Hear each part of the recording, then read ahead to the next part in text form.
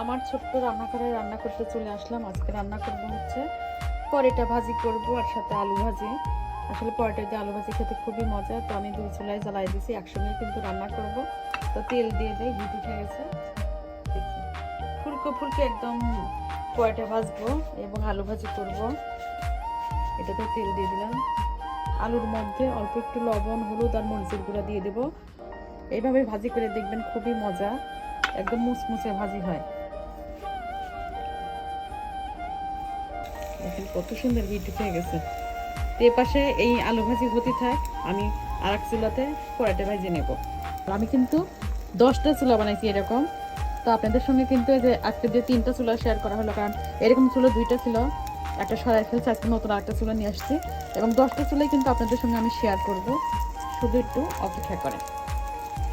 তো এই চুলায় পরোটা দিয়ে দেবো।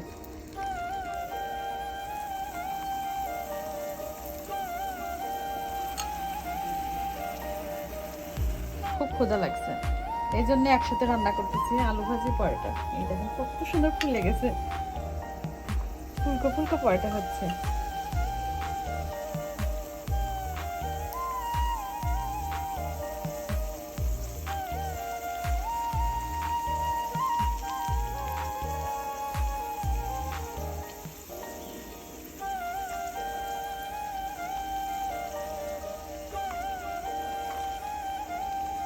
আলু ভাজি কিন্তু প্রায় হয়ে গেছে।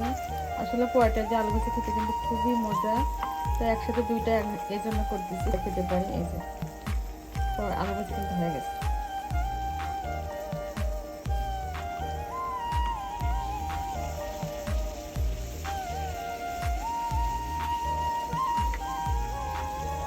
একদম পাতে বেড়ে দিচ্ছি পরোটা আর আলু ভাজি।